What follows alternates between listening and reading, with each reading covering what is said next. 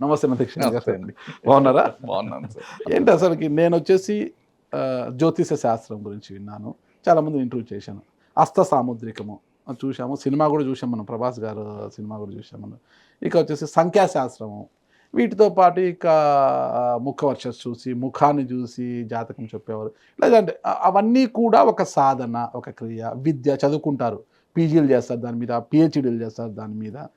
కొంతమంది గురువుల దగ్గర శిక్షణ పొందుతారు, అభ్యసన చేస్తారు, సాధన చేస్తారు. వీటి ద్వారా అది సిద్ధిస్తుంది అనుకోవచ్చు మనం. ఇదేంటి కొత్తగా ఆలయాల గురించి మీరు చెప్తున్నారన్నమాట. ఎక్కువగా ఈ ఆలయానికి వెళ్తే ఎలా ఉంటుంది, మీ మానసిక ప్రశాంతత కావచ్చు, అనారోగ్యంతో బాధపడుతుంటే ఈ ఆలయానికి వెళ్తే బాగుంటుంది ఏంటి అనేది ఇటీవల కాలంలో మీరు చెప్తుండగా నేను చాలా వీడియోలు చూశానన్నమాట. అసలు ఏంటి అసలుకి వీటికి దాని మీద ఎందుకు దృష్టి సారించారు? అదేమైనా సాధననా, లేకపోతే మీరు ఏమైనా రీసెర్చ్ చేస్తున్నారా ఏంటి అసలు? ఈ వీడియో మనం 5 నెలల ముందు మేము చేసినప్పుడు దాదాపుగా మోర్ దెన్ 4 లక్షల మంది కన్నా ఎక్కువ వెళ్ళారు. వెళ్ళిన వాటిలో మాకు వచ్చిన కాల్స్లోనే మాకు దాదాపుగా ఇప్పటికే 4 నెలల్లోనే రిజల్ట్ చెప్తున్నాం సార్. దాంట్లో ఒక 10% ఆఫ్ పీపుల్ వాళ్ళ పనులు అయిపోయి చాలా సాటిస్ఫాక్టరీగా మాకు కాల్ చేశారు. సార్ మాకు ఒక దారి దొరికింది, మేము హ్యాపీగా ఉన్నాం. మీ ఫైనాన్షియల్ స్టేటస్ బాగుపడిందా? సార్ యాత్ర చేశాం కాబట్టి ఈరోజు చెప్పగలుగుతున్నాం కదా. చెప్పగలుగుతున్నారు ఆర్థికంగా. అదే సార్, నేను ఎక్స్పీరియన్స్ కాకుండా మీకు చెప్పలేను కదా. నాకు తగ్గితే కదా నేను మీకు చెప్తాను, అందరికీ చెప్తాను. మీరు గ్యారంటీ లాక్ చేస్తాననే పదం దగ్గర కూడా నేను ఎక్కడికి వచ్చాను అంటే నాకు జరిగింది కాబట్టి నేను మీకు చెప్తున్నా. నాకు జరగకుంటే నేను అందరికీ చెప్పలేను కదా. మీ ఎక్స్పీరియన్స్ నా ఎక్స్పీరియన్స్ గా నేను చెప్పలేను కదా. అందుకేనా మీరు ఆర్థికంగా బాగా ఇది ఉన్నారు కాబట్టి ఐటీ రంగాన్ని వదిలిపోయి ఈ రంగంలోకి వచ్చారు. సో అది ప్యాషన్ సార్. అది జనరల్గా మా నాన్నగారు ఎక్స్ ఇండియన్ ఎయిర్ ఫోర్స్. నాన్న పేరు కృష్ణారెడ్డి గారు. ఆయన అమ్మగారి పేరు లలితమ్మ సార్. లలితమ్మ. ఎంతమంది సంతానం వారికి మీరు? సార్ నేను ఒక్కడే ముద్దుల కుమారుడు. ఓకే. ఎక్కడ చదువుకున్నారు మీరు? సార్ మా విద్యాభ్యాసం అంతా నెల్లూరులోనే. సో అయిపోయిన తర్వాత ఎంతవరకు చదువుకున్నారు అక్కడ మీరు? సార్ మాదంతా పీజీ కంప్లీట్ చేసాం మేము. చిన్నప్పటి నుంచి నాన్న ఏదైనా వెకేషన్ తీసుకెళ్ళి నాన్న అంటే తర్వాత ఆయన ఏం చేసేవాడు అంటే వెకేషన్ తీసుకెళ్లకుండా టెంపుల్స్కి తీసుకెళ్ళేవాడు. ఎక్కడైనా ఏ సెలవులన్నా రానివ్వండి. అంటే మాకు నేను రైట్ ఫ్రమ్ 5th క్లాస్ నుంచి నన్ను ఎక్కడ తీసుకెళ్లాలన్నా టెంపుల్ తీసుకెళ్ళేవాడు. ఆ గుడులు ఆ క్యూలు ఇది అసలు ఎందుకు ఈ గుళ్ళకి తీసుకోబోతున్నారు అలవాటు కాదు సార్. ఆ తర్వాత చిన్నగా దాని మీద ఇంట్రెస్ట్ పెరగడం స్టార్ట్ అయింది. అసలు ఏదో తీసుకెళ్తున్నారు, ఏదో జరుగుతుంది, దీనిపైన మనం ఎప్పుడైనా ఒక కరెక్ట్ స్టేజ్ వచ్చిన తర్వాత ఒక మంచి R&D చేయాలా, అసలు ఎందుకు ఈ టెంపుల్స్, ఎందుకు ఇంతమంది వస్తున్నారు, ఏం జరుగుతుంది. సో ఆ క్యూరియాసిటీ చిన్నప్పటి నుంచి అయితే ఉన్నింది, ప్రశాంతంగా ఉన్నింది. ఆ తర్వాత ఫ్రెండ్స్ జోడయ్యారు. మేమేం చేసేవాళ్ళం అంటే మాకు ఎప్పుడు వీకెండ్స్ వస్తే టెంపుల్స్కి పోవడం స్టార్ట్ చేసాం. సో మేమందరం బాంబేలో ఉండేటప్పుడు ఒక 7 మంది సార్. మాకు 5 days వర్కింగ్ డేస్ ఉండేది. సాటర్డే సండే ఖాళీ ఉండేవాళ్ళు. ఫ్రైడే ఈవినింగ్ అక్కడ ఫ్లైట్ తీసుకొని ప్రశాంతంగా మంగళూరు, కేరళ, ఒక్కొక్క వీక్ ఒక్కొక్క మంత్లో మాకు ఉండేది. ఈ 4 weeksలో మనం ఏ వీక్లో ఏ టెంపుల్కి వెళ్ళాలా అని. సో ఈ విధంగా ఫస్ట్ ఒక 3 years అలా వెళ్ళడం స్టార్ట్ చేసాం. ఎవ్రీ వీక్ వదలకుండా ఒక్కొక్క టెంపుల్ ఎక్స్ప్లోర్ చేసుకుంటా స్టార్ట్ చేసాం ఫ్రెండ్స్ అందరం. అది చిన్నగా ఒక 4 years వచ్చేసరికి ఇంకా టోటల్గా దీని మీద చేద్దాం, అసలు ఏ విధంగా ఉంటుంది అని స్టార్ట్ చేసాం. సో స్టార్ట్ చేయడం ఇంకా మంగళూరు ఫస్ట్ కుకీ టెంపుల్ దగ్గర నుంచి స్టార్ట్ చేసాం. సో దానికి కూడా ఒక ఫ్రెండ్ ఫాదర్కి బాగా లేకుండా రావడం, అప్పట్లో మాకులో ఉన్న టీమ్మేట్స్కి, అతను దాదాపుగా రివర్ సైడ్ హాస్పిటల్లో ఆ కాలాల్లో సియాటిల్లో ట్రీట్మెంట్ చేసుకొని క్యాన్సర్గా ఉన్నాడు అతను. సో ఇతనికి వాళ్ళు ఏదో లంగ్ క్యాన్సర్ కాబట్టి కొన్ని డేస్ అని ఇవ్వడం, ఆ డేస్ అని ఇస్తే ఏదో ఒక టెంపుల్కి వెళ్ళి ట్రై చేద్దాం, ఇంకెంత అయిపోయింది కదా అని ఆ టెంపుల్కి వెళ్ళి ఉండడం వల్ల అతను జబ్బు ఇంటెన్సిటీ తగ్గి సర్వైవ్ కావడం. అంటే వాళ్ళు ఒక 3-4 weeks కుకీ సుబ్రహ్మణ్య స్వామి 3-4 weeks కన్నా ఎక్కువ బతకరని మనకి US నుంచి తీసుకొచ్చేస్తే అతను ఒక 2 years బతకడం. అంటే 2 years తర్వాత చనిపోయారు సార్. బట్ ఆ టైం అయితే వచ్చిందనమాట. ఆ టైం అయితే బై చేశారు. సో ఇవన్నీ చూసిన తర్వాత మాకు అక్కడి నుంచి ఇన్స్పిరేషన్ స్టార్ట్ అయింది. అసలు అసలు టెంపుల్స్ ఎలా తగ్గిస్తాయి, ఎలా చేస్తాయని ఒక్కొక్కటి రీసెర్చ్ చేయడం స్టార్ట్ చేస్తే అది ఎండ్ అయ్యేసరికి 35,000. ఆ తర్వాత దాన్ని ఒక 1,00,000 టెంపుల్స్ అని పెట్టుకున్నాం. సరే 1,00,000 టెంపుల్స్ అంటే జనరల్గా మేము అనాలిసిస్ చేసింది ఒక స్పాన్ ఆఫ్ లైఫ్లో ఒక హ్యూమన్ ఎవరైనా సరే ఒక మనిషి అనేవాళ్ళు కొత్త టెంపుల్స్ రిపీటెడ్గా పోకుండా ఉండే టెంపుల్స్ వాళ్ళు వెళ్ళగలిగిన టెంపుల్స్ ఒక 35 నుంచి 50 మాత్రమే స్పాన్ ఆఫ్ 70లో. అలాంటి వాళ్ళకి మనం 1,00,000 టెంపుల్ డాక్యుమెంట్ చేసి చూపిస్తే ఏ విధంగా ఉంటుంది. ఇప్పుడు దాదాపుగా 35,000 టెంపుల్స్ డాక్యుమెంట్ చేసాం. ఎంతమంది వెళ్తారు మీరు టీము? మేము ఒక 7 మెంబర్స్ వెళ్తాం. మాతో పాటు హెల్పర్స్ ఒక 4 ఉంటారు. ఓకే. సో మేము మొత్తం ఒక 13-14 పీపుల్ టీం ఉంటుంది. సో ఈ టీం అంతా ఒక్కొక్క ఇది తీసుకుంటాను. ఒక్కొక్క డిపార్ట్మెంట్ పోయినప్పుడు నేను సైంటిఫిక్, ఇంకొకటి మెడికల్ బెనిఫిట్స్, ఒక టెంపుల్ ఒక్కొక్కటి డివైడ్ చేసుకుంటాం.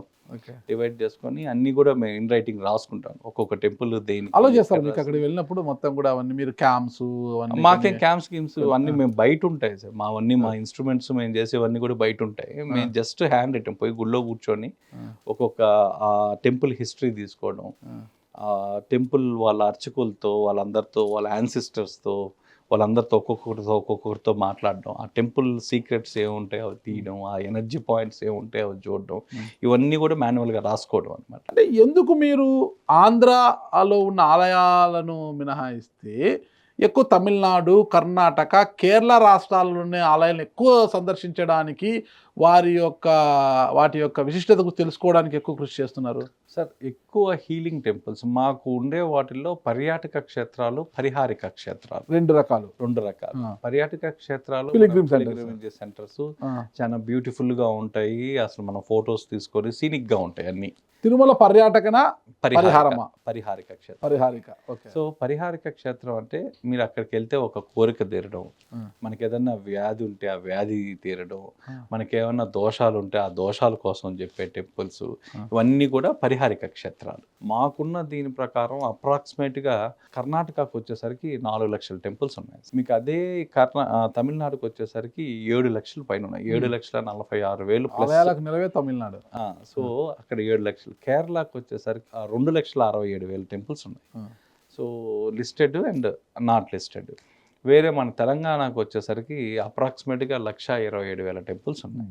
అదే మన ఆంధ్రాకు వచ్చేసరికి 90,000 ప్లస్ ఉన్నాయి. అంతే, లక్ష. ఎందుకంటే డివైడ్ అయిన తర్వాత కొన్ని వచ్చేసాయి. అప్పటిదాకా అన్ని మంది చాలా ఎక్కువ కౌంట్ ఉండేది యాక్చువల్గా. ప్రధాన ఆలయం తిరుమల. సో ఇక్కడికి వచ్చేసరికి ఫస్ట్ మేము కౌంట్ ఎక్కడ ఎక్కువ ఉన్నాయి, ఆ కౌంట్లో నుంచి మాకు కావాలా అనేది మాకున్న మెయిన్ ఎయిమ్. అంటే జనరల్గా మనం చూడంగానే ఫస్ట్ పెద్ద ఫిగర్ ఏది కనిపిస్తే జనరల్గా మన సైకాలజీ దాని మీదకే వెళ్తాం. సో అందుకని ఫస్ట్ తమిళనాడు అనుకున్నాం. సో తమిళనాడు కన్నా సరే మేము కుక్కీతో మాకున్న కనెక్షన్ కాబట్టి ఫస్ట్ కర్ణాటక నుంచే స్టార్ట్ చేద్దామని కర్ణాటక నుంచి స్టార్ట్ చేశాం సార్. కర్ణాటక నుంచి స్టార్ట్ చేసి ఒక్కొక్క టెంపుల్ ఆ నుంచి ఒక రూట్ మ్యాప్, మాకున్న రూట్ మ్యాప్ మేము గీసుకున్నాం అనమాట. ఆ రూట్ మ్యాప్లో కుక్కీ నుంచి స్టార్ట్ అయితే అది మంగళూరు అంతా కొంచెం కేరళ బార్డర్ కాబట్టి మాకు అట్నుంచి అటు కేరళ పోవడం ఈజీ అయింది. సో అక్కడి నుంచి కనెక్ట్ అయ్యి కేరళ, మళ్ళీ కేరళ బార్డర్లో నుంచి మళ్ళీ తమిళనాడులోకి వచ్చాం. సో కనెక్టింగ్ ఇటు చేసుకున్నాం అనమాట. సో ఈ కనెక్టింగ్లో 1-to-1 ఆలయాలు. సరే ఇప్పుడు ఈ టెంపుల్కి వెళ్తే ఈ టెంపుల్కి వెళ్ళంగానే పలానా టెంపుల్ ఉంది, పలానా దీనికి ఉంది, ఆ టెంపుల్కి వెళ్ళడం, ఇక్కడ ఈ రెమెడీ ఎలా జరగద్ది, ఆ రెమెడీ ఎలా జరగద్ది, దీని వెనకానున్న సైన్స్ ఏంది, ఏం జరుగుతుంది, వాళ్ళు దొరికినంత వరకు మ్యాక్సిమం కూడా మేము ఎక్కువ కలవడం ఎక్కువ సార్. అంటే మాకు ఒక టెంపుల్కి వెళ్తే ఆ టెంపుల్లో ఉన్న ఒక ప్రధాన అర్చకులు ఎవరు ఉంటారో ఆ ప్రధాన అర్చకులు పూర్వీకులు కూడా ఎవరు ఉంటారు అనేది మా కాన్సన్ట్రేషన్ అంతా. ఆ పూర్వీకుల దగ్గరికి వెళ్ళి హ్యాండ్ నోట్స్లో రాసుకునే వాళ్ళం అసలు. సరే ఈ టెంపుల్ అప్పుడు ఏ విధంగా ఉండేది మీరు అని. ఎందుకంటే కొన్ని దేవాలయాల్లో మేము చూస్తే అసలు మాకు నమ్మలేని నిజాలు సార్. 450 సంవత్సరాల నుంచి ఎవరు వెలిగించకుండా దీపాలు వెలుగుతున్నాయి. ఇప్పుడు ఎత్తుమనాడు కొట్టాయంలో ఉన్న టెంపుల్ అయితే శివుని టెంపుల్లో రైట్ సైడ్లో మీకు ఒక దీపం 450 సంవత్సరాల నుంచి ఎవరు వెలిగించకుండా దీపం వెలుగుతుంది. ఎలా వెలుగుతుంది? ఇక్కడది కొట్టాయంలో ఎత్తుమనాడ్ మహాదేవ టెంపుల్. కొట్టాయం. ఇప్పటికీ ఇక్కడికి కొంతమందికి రోడ్డు మార్గం అంత బాగుందా? బ్రహ్మాండంగా. టెంపుల్ కూడా చాలా పెద్దది. టెంపుల్ కూడా చాలా పెద్దది. ఎన్నేళ్ల చరిత్ర ఉంది ఆ టెంపుల్ కి? ఇప్పుడు దాదాపుగా ఇది 1000 సంవత్సరాల క్రితం ఉన్న టెంపుల్ సార్. ఇది ఋషి ప్రతిష్టాపన చేసింది. ఆ టెంపుల్లో అసలు ఇప్పటికీ ఆ దీపం ఎవ్వరు వెలిగించకుండా ఇంకా దీపం వెలుగుతుంది అది. ఓకే. సో సో ప్రతి ఒక్కరికి అసలు మీరు కొట్టాయం టెంపుల్ అనగానే ఫస్ట్ చెప్పేది మహాదేవ టెంపులే. ఓకే. సో అక్కడి నుంచి స్టార్ట్ చేస్తే ఒక్కో దగ్గర ఎలా జరుగుతుంది. సో 1 to 1 ఆ టెంపుల్కి వెళ్ళడం, దీంట్లో ఉన్న మెడికల్ బెనిఫిట్స్ ఏంటి, ఎవరికి ఈ టెంపుల్ ఏ విధంగా మనం ఉపయోగించుకోవాలా, మనకి ఏ విధంగా ఉపయోగపడుద్ది.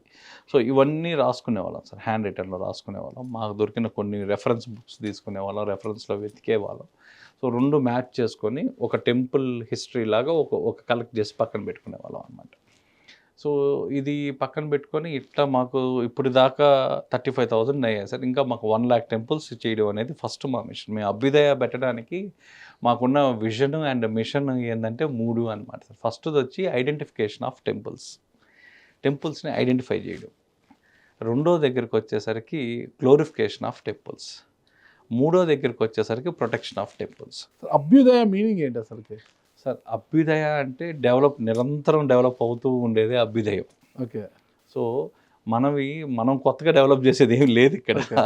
సో మాకు అభ్యుదయ అనే పదం కూడా మేము పెట్టడానికి కారణం కూడా ఏంటంటే మాది ఇది ఎప్పుడు రోజు బై రోజు, ఈరోజు మాకు 35,000 ఉన్న ఆలయాలు, 1,00,000 ఆలయాలు కావాలా, మాకు రోజు బై రోజు మాకు ఎవ్రీడే అంటే మాకు ఐటీలో చేసి అలవాటైపోయి ఈరోజు ఏం చేస్తున్నాం, రేపు దీనికన్నా బెటర్గా ఏం చేయగలం, ఈ మంత్ ఏం చేయగలం, నెక్స్ట్ మంత్ ఏంది, ఈ రోజు అచీవ్మెంట్ ఏంది, రేపు అచీవ్మెంట్ ఏంది, మాకు డైలీ ప్రోగ్రెసివ్ కావాలన్నమాట.